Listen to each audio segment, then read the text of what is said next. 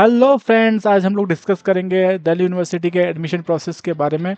तो जो भी बच्चे दिल्ली यूनिवर्सिटी में एडमिशन लेना चाह रहे हैं, जो दिल्ली यूनिवर्सिटी में एडमिशन लेना चाह रहे हैं, जो भी स्टूडेंट्स, उनके लिए ये वीडियो है। उनको ध्यान से ये वीडियो देखना है। मैं उसमें प्रोसेस समझाऊंगा आपको कि कैसे दिल्ली यूनिवर्सिटी में एडमिशन होता है। सारा प्रोसेस आपको मैं समझाने वाला हूँ, तो आपको ध्यान से वीडियो देखनी है।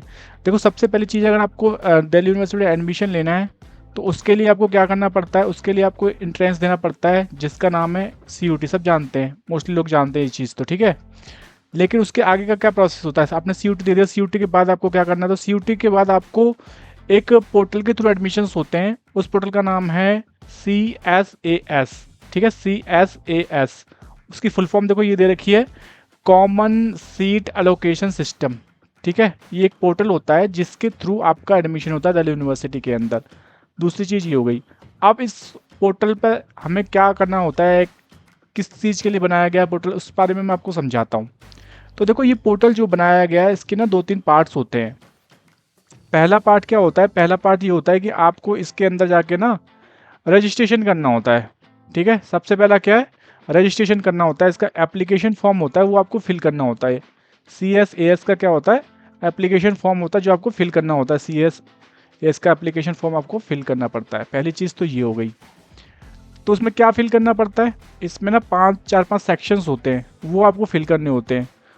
वो आप फिल करते हो, फिर आपको ये फॉर्म सबमिट करना होता है। ये होता है इसका पार्ट 1। तो उसमें क्या क्या सेक्शंस होते हैं वो एक बार देख लेते हैं। पहले तो सेक्शन होता है जिसमें पर्सनल डिटेल आपको फिल करनी पड़ती है। आपने पर्सनल डिटेल डालोगे, आपकी जो भी नाम है, फादर नेम है, मदर नेम है, वो सारी डिटेल आपको फिल करनी पड़ती हैं, जैसे अगर रेगुलर फॉर्म में करनी पड़ती है। उसके बाद जो नेक्स्ट होता है पार्ट, उसका वो होता है, नेक्स्ट पार्ट जो होता है इसका अकेडमिक सेक्शन। अकेडमिक सेक्शन में क्या होता है, जो भी बच्चों ने 12th पढ़ी है, कौन कौन से सब्जेक्ट्स हैं उसके अंदर, क्या परसेंटेज मार्क्स रहे, 10th में क्या परसेंटेज मार्क्स रहे, तो वो सारी चीज़ें फिल करनी पड़ती है अकेडमिक सेक्शन के अंदर। ठीक है, उसके बाद एक और नेक्स्ट पार्ट होता है जिसको हम बोलते हैं स्पोर्ट्स सेक्शन। देखो, दिल्ली यूनिवर्सिटी के अंदर क्या होता है कि कई वेरियस टाइप से एडमिशन्स होते हैं। कुछ बच्चे क्या करते हैं, अपना एंट्रेंस एग्जाम के बेसिस पे एडमिशन लेते हैं। कुछ बच्चे क्या होते हैं, अपना स्पोर्ट्स के बेसिस पे एडमिशन लेते हैं, स्पोर्ट्स कोटा जिसे बोलते हैं। स्पोर्ट्स के बेसिस पे आपका एडमिशन लेते हैं। तो उसमें आपको स्पोर्ट्स, अगर आप फिल कर रहे हो, स्पोर्ट के थ्रू फिल कर रहे हो, तो वहाँ पर सर्टिफिकेट आपको अपलोड करने पड़ते हैं। जो भी आपने पार्टिसिपेशन किया होता है उस सर्टिफिकेट आपको अपलोड करने पड़ते हैं। अब एक एडमिशन टाइप और होता है जिसमें बच्चे जो होते हैं एक्स्ट्रा करिकुलर एक्टिविटीज़ के बेसिस पे लेते हैं, जिसको ECA बोलते हैं। तो उस, अगर उसके थ्रू आप फिल करते हो तो उसकी भी आपको क्या करना पड़ता है, उसके भी सर्टिफिकेट आपको फिल करने पड़ते हैं। ठीक है, ये हो गए आपके 4 स्टेप। अब 5वां स्टेप क्या होता है, 5वां स्टेप होता है कि जो भी आपने अपनी जो डिटेल फिल करी है, उसके बाद क्या होता है, आपको वो डॉक्यूमेंट्स और अपलोड करवाता है। फॉर एग्जांपल, मैं किसी कैटेगरी से आता हूँ, जैसे EWS कैटेगरी से आता हूँ, या मैं SC से आता हूँ, या ST से आता हूँ, जो भी आपकी कैटेगरी है उसका सर्टिफिकेट आपको अपलोड करना पड़ता है। आपने 10th की जो मार्कशीट है वो अपलोड करनी पड़ती है। आपने 12th की मार्कशीट अपलोड करनी पड़ती है। तो वो सारी चीज़ें, क्या डॉक्यूमेंट, फोटो, सिग्नेचर, ये सब आपको क्या करने पड़ते हैं, अपलोड करने पड़ते हैं। तो ये 5वां जो सेक्शन होता है ये अपलोड का सेक्शन होता है। इसके बाद आपका जो होता है फॉर्म होता है कंप्लीट। इसको प्रीव्यू करते हैं, और प्रीव्यू करने के बाद इसकी जो फीस होती है आपका, वो फिल कर देते हैं आपको। ठीक है, प्रीव्यू करते हैं। नेक्स्ट जो स्टेप होता है आपका, वो होता है प्रीव्यू करना, यानी वो देखते कोई गलती तो नहीं रहेगी इस फॉर्म के अंदर, और गलती नहीं होती उसको फिल कर देते हैं। तो ये हो गया एक आपका स्टेप। इसके बाद आप क्या करते हो, फाइनल सबमिशन कर देते हो। फाइनल सबमिशन में आप एप्लीकेशन फ़ीस के पे कर देते हो, जो कि आप कर सकते हो UPI, debit card, credit card, सारे मेथड के थ्रू आप वो फीस पे कर सकते हो। जैसे ही आपका वो एप्लीकेशन फॉर्म फिल हो जाता है, आपकी फ़ीस पे हो जाती है, तो आपका रजिस्ट्रेशन कंप्लीट हो जाता है प्रोसेस। ठीक है, ये होता है आपका स्टेप 1, CSAS पोर्टल का स्टेप 1, जो आप अभी तक मोस्टली लोग कर चुके हैं। स्टेप 1 मोस्टली लोग कर चुके हैं अभी तक। अब आता है हमारा इसके बाद क्या स्टेप, इसके बाद आता है स्टेप 2। आपका रजिस्ट्रेशन करने के बाद ये स्टेप 2 आएगा, जो कि बहुत इंपॉर्टेंट स्टेप रहता है, जो भी आप सारे लोग फिल करोगे। अभी क्या है, आप लोगों का CUT का रिजल्ट आ चुका है। CUT का आप लोगों का रिजल्ट आ चुका है, मतलब कि चॉइस अब पता चल क्यों आपका राइट आंसर क्या है, रॉन्ग आंसर क्या है, अब रिजल्ट आना है। लेकिन एक आपको आइडिया हो चुका है आंसर के आने की वजह से कि भाई क्या रिजल्ट रहने वाला है मेरा। इसके बाद आपका जो रिजल्ट आ जाएगा, फाइनल CUT रिजल्ट आ जाएगा, फर्स्ट वीक में आने वाला है, वो आपका रिजल्ट आ जाएगा। ठीक है, आपका CUT का रिजल्ट आ गया। अब CUT का रिजल्ट आने के बाद जो है सेकंड आपका मतलब फेज़ खुलेगा, जिसको बोलते हैं प्रेफरेंस फिलिंग का फेज़, ठीक है। इस फेज़ में क्या होता है, आपको प्रेफरेंस फिल करनी होती है। लाइक मान लो मैंने CUT का एग्ज़ाम दिया और मुझे DU से क्या करना है, मुझे DU से BCom ऑनर्स करना है या मुझे BCom करना है। तो उसके BCom ऑनर्स के और BCom के बहुत सारे कॉलेजेस हैं, तो उस कॉलेजेस में कौन सा कॉलेज मुझे चाहिए, तो उसकी ना प्रेफरेंस फिल करनी पड़ती है, उसकी लिस्ट फिल करनी पड़ती है हमको। तो वो आपका ये होता है, सेकंड पार्ट होता है प्रेफरेंस फिलिंग करने का। अब बहुत सारे बच्चे बोलते हैं कि मुझे तो भाई BCom ऑनर्स करना है, तो ठीक है आप BCom और BCom ऑनर्स की प्रेफरेंस फिल कर दो, पर ये जो किस तरीके से आपकी प्रेफरेंस फिलिंग होती है, इसमें क्या होता है आपका, जैसे मान लो कुछ बच्चे करेंगे भाई BCom ऑनर्स SRCC से नंबर 1 पे फिल कर दिया, लेकिन कुछ कॉम्बिनेशन ऐसे होते हैं ना जो कि BCom प्रोग्राम में भी अच्छे होते हैं, लाइक मतलब BCom प्रोग्राम करना चाहते हो, अगर उस पर्टिकुलर कॉलेज से करोगे तो वो BCom ऑनर्स किसी ख़राब कॉलेज से अच्छा होगा। तो इस तरीके से आप प्रेफरेंस फिल कर सकते हो, यानी कि आपने कोर्स प्लस कॉलेज की प्रेफरेंस डालनी होती है, कोर्स प्लस कॉलेज की। जैसे मान लो मैंने BCom ऑनर्स प्लस कॉलेज, कोई भी कॉलेज समझ लो, SRC समझ लो, फर्स्ट पे रख दिया, फिर दूसरे पे मैंने रख दिया BCom प्रोग्राम और कोई दूसरा कॉलेज मैंने रख दिया। तो इस तरीके से भी आप फिल कर सकते हो। तो अब ये DU क्या बोलता है कि भाई जो भी बच्चे फॉर्म फिल कर रहे हैं, तो उनको ये बोलता है कि भाई आप ना मैक्सिमम चॉइस फिलिंग करो, जितनी चॉइस फिलिंग कर सकते हो उतनी फिलिंग करो। क्योंकि देखो यहाँ पे आप साफ साफ आप देख रहे हो, एडवाइस लिख रखी है उन्होंने कि addition and deletion of the preferences will not be allowed after closure of preference filling, यानी कि आप प्रेफरेंस फिलिंग होने के बाद फिर आपको एडिशन डिलीशन नहीं करने जाएगा, इसलिए जितनी फिल कर सकते हो उतनी फिल करो। इन्होंने साफ साफ लिखा है, इट इज़ इन इंटरेस्ट, देखो यहाँ पे ध्यान से पढ़ना, it is in interest of the candidate to choose as many as programme he wishes to join provided by he fulfils the programme specific eligibility of the selected programmes. इसमें बोल रखा है कि भाई अगर आप एलिजिबल हो तो जितने ज़्यादा से ज़्यादा प्रोग्राम हो सकते हैं वो फिल करने की कोशिश करो, कोई लिमिटेशन नहीं है।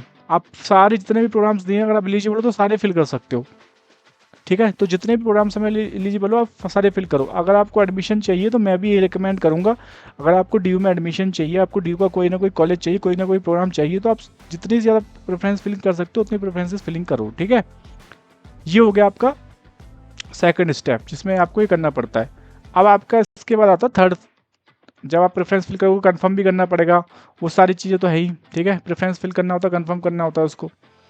अब नेक्स्ट जो स्टेप आता है वो आता है थर्ड स्टेप, जिसको बोलते हैं अलोकेशन राउंड, ठीक है, फेज थर्ड, जिसमें आपको कॉलेजेस मिलते हैं। जो भी आपने प्रेफरेंस फिलिंग करी होती है उसके बेसिस पर आपको क्या मिलते हैं, कॉलेजेस प्रोवाइड किए जाते हैं। तो इसको बोलते हैं अलोकेशन, ठीक है, अलोकेशन। तो जो भी आपने प्रेफरेंस फिल करी है उसके हिसाब से एक कॉलेज आपको दे दी जाता है, वो आपको कॉलेज मिल जाता है। तो अगर वो कॉलेज आपको पसंद है ना पसंद है, कुछ भी हो, आपको आपने प्रेफरेंस में डाला था तो यानी कि आपको वो कॉलेज चाहिए था, ठीक है। तो अगर आपने वो कॉलेज डाला था तो वो आपको क्या करना पड़ेगा, उस कॉलेज को करना पड़ेगा, एक्सेप्ट करना पड़ेगा, चाहे आपको वो पसंद है चाहे ना पसंद है, ठीक है। यानी कि कोई भी कॉलेज आपने जाना था, लाइक आपको हंसराज मिल गया, ठीक है, लेकिन आपको क्या चाहिए था, आपको SRCC चाहिए, आपने फर्स्ट पे SRCC रखा था, सेकंड पे हंसराज रखा था। मान लो आपको हंसराज मिल गया, ठीक है, तो आपको क्या करना पड़ेगा, हंसराज को एक्सेप्ट करना पड़ेगा। अगर आप एक्सेप्ट नहीं करोगे तो फिर आप नेक्स्ट राउंड्स के लिए बैठ नहीं पाओगे, ठीक है। इसमें देखना साफ साफ लिखा हुआ है, टू पार्टिसिपेट, ध्यान से इस लाइन को पढ़ना, to participate in subsequent rounds candidate must accept the allocated seat within the time, मतलब जो भी टाइम आपको दिया जाएगा उस टाइम के अंडर आपको वो सीट को एक्सेप्ट करना पड़ेगा। अगर आप एक्सेप्ट नहीं करोगे तो वो जो आपका होगा कैंसिल हो जाएगा वो एडमिशन, ठीक है। इसलिए क्या करना है, आपको जो भी सीट मिल गई है उसको आपको एक्सेप्ट करना है, ये इंपॉर्टेंट है। बाद में उसको क्या कर सकते हो आप, अगर आपको पसंद नहीं आ रही है, मान लो आपने 5th नंबर पे भरी थी, 5th नंबर फिल की थी प्रेफरेंस, 5th नंबर की प्रेफरेंस मिल गई है आपको, तो अब बाद में क्या कर सकते हो आप, 4th 3 2 1 वाली की ट्राई कर सकते हो, ठीक है। लेकिन अगर आपको फर्स्ट आपने भरी और फर्स्ट ही मिल गई तो फिर तो आपके पास कोई ऑप्शन नहीं हो, तो आप फिर आपको लेनी ही पड़ेगी। तो दूसरी अगर आपने लोअर प्रेफरेंस फिल करी थी वो आपको मिल जाती है तो आप उसको अपग्रेड कर सकते हो, उसमें अपग्रेड का ऑप्शन होता है। मैं बताता हूँ क्या ऑप्शन होते हैं। आपको एक्सेप्ट करने के बाद आपको फीस पे करनी होती है कॉलेज की, कॉलेज की फ़ीस करने के बाद क्या करना होता है, नेक्स्ट जो स्टेप्स हैं कि जब भी नेक्स्ट राउंड खुलेगा ना, उससे पहले वो आपको 2 ऑप्शन देगा। एक ऑप्शन होता है अपग्रेड का।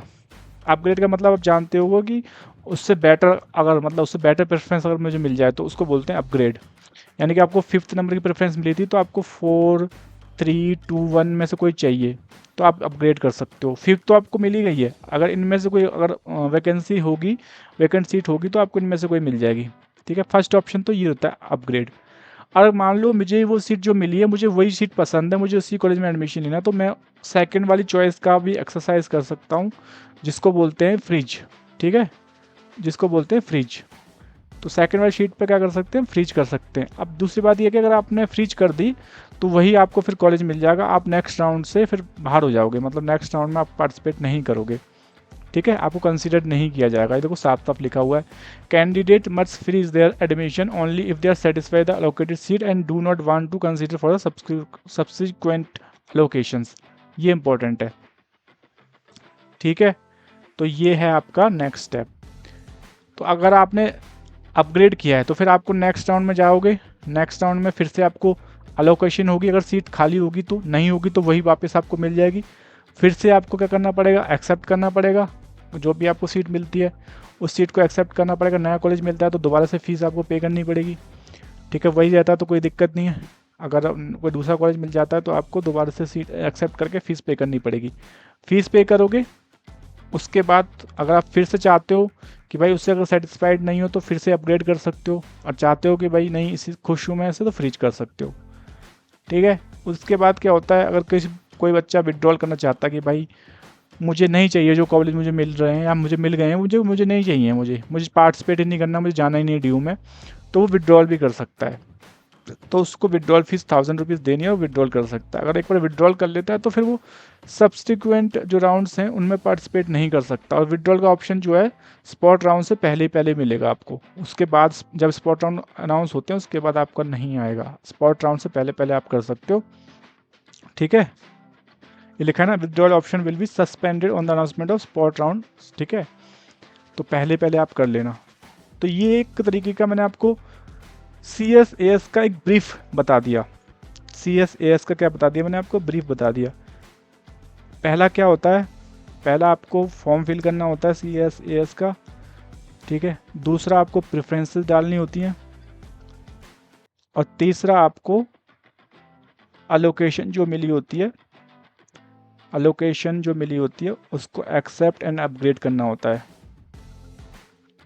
एक्सेप्ट, अपग्रेड, ये आपका 3 प्रोसेस रहते हैं जिनको आपको फॉलो करना होता है। ये CSAS का पूरा ब्रीफ मैंने आपको बता दिया है। तो दोस्तों आपको क्या करनी है, ये सारी वीडियो को ध्यान से देखनी। कोई डाउट आपका स्टिल रह जाता है तो आप मुझे कमेंट बॉक्स में बता देना, आप कमेंट बॉक्स में डाल देना, और वीडियो को क्या कर देना, लाइक कर देना, और चैनल को क्या कर देना, सब्सक्राइब कर देना, जिससे आपको इस टाइप की वीडियोस जो है देखने के लिए मिल जाएँ। और भी सारी मैं वीडियो डालता रहता हूँ तो वो भी आपको सबसे पहले मिल जाएंगी। तो कोई भी प्रॉब्लम हो, कोई भी डाउट हो, मैं आपके साथ हूँ। आप कमेंट करिए, वीडियो को लाइक करिए और चैनल को सब्सक्राइब करिए। उसके बाद हम नेक्स्ट वीडियो में मिलते हैं आप लोगों से, और आगे की बात करते हैं, जो भी डाउट्स रहते हैं वो भी क्लियर करते हैं आपके। ओके दोस्तों, थैंक यू, गुड बाय।